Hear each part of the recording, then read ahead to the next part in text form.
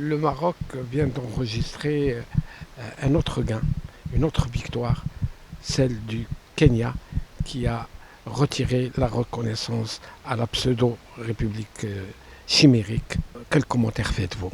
Premier commentaire, ce n'est pas un retrait ou une révocation en provenance de n'importe quel pays. Il s'agit du Kenya, avec toute la charge et la symbolique qui accompagne ce pays de l'Afrique de l'Est, mais en même temps par extension qui appartient à l'Afrique australe. Pour nous, le Kenya était toujours une sorte de zone de résistance parce que les présidents précédents soutenaient, on va dire, de façon un peu formelle la République fantoche. Peut-être ils ne connaissaient pas grand-chose sur la réalité de terrain. Et pour nous, Marocains, avec cette décision exprimée fraîchement par le président, M. William Ruto, constitue, je dirais même, un séisme géopolitique qui ne tardera pas à produire ses effets par amplification. Il va fissurer beaucoup ce qu'on pourrait appeler les zones de blocage.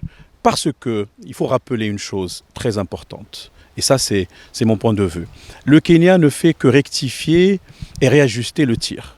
Parce que la reconnaissance qui a été dans le temps, dans un contexte idéologique particulier, accordée à une entité fantoche, ne répondait pas aux critères exigés par le droit international, ni par même les actes fondateurs de l'OUA, devenue Union africaine en 2002, ni par les textes pertinents des Nations unies. Et donc, on peut dire qu'il s'agit là d'une offensive diplomatique extrêmement importante sur le plan géostratégique, car il s'agit du Kenya, on l'a dit tout à l'heure, et au final, il faudra maintenant, à mon sens, pérenniser, sécuriser et faire en sorte que cette reconnaissance soit résiliente et soit protégée par le renforcement de l'interdépendance économique gagnant-gagnant entre le Maroc et ce pays. Le communiqué hier qui annonçait ce retrait et la visite de M. Bourita au Kenya a montré une voie à suivre pour les deux pays. Que pensez-vous de la nouvelle dynamique qui va se rétablir? Alors, c'est une dynamique qui, à mon sens, a été impulsée par le retour du Maroc au sein de sa famille institutionnelle à partir de janvier 2017. Ça a été préparé de longue date parce que le Maroc n'a jamais perdu le lien ou le contact avec des pays qui comptent sur le continent africain.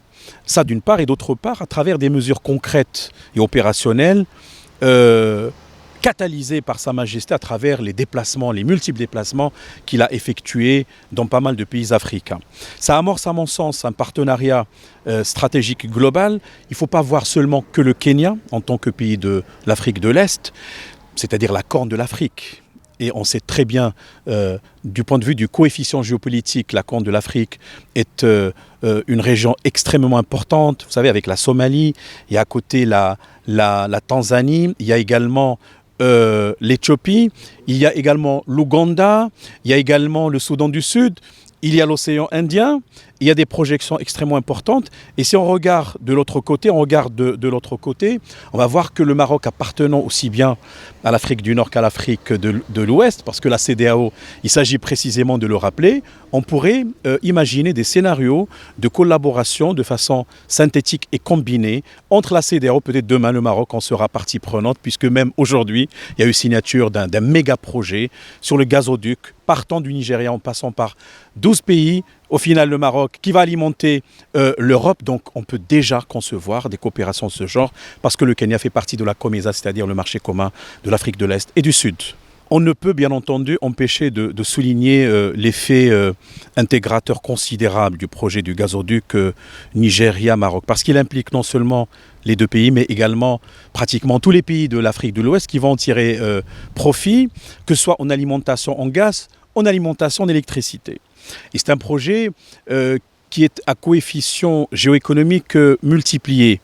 Il concerne certes tous ces pays africains, mais également il va impliquer l'Union européenne dans un contexte, on le sait tous, aggravé par un conflit armé en Ukraine, avec toutes les questions liées au gaz et par extension la sécurité alimentaire, etc.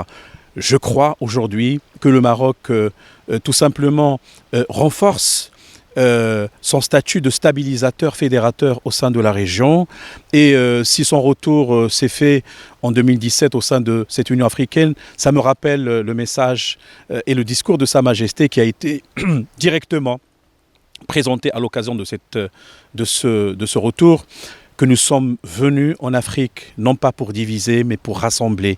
Et moi, je crois qu'aujourd'hui, le Maroc est dans cette perspective de transformation de notre continent afin de contribuer à son autonomisation. Moi, je crois que c'est un vœu royal extrêmement important, attesté par les réalisations diplomatiques importantes.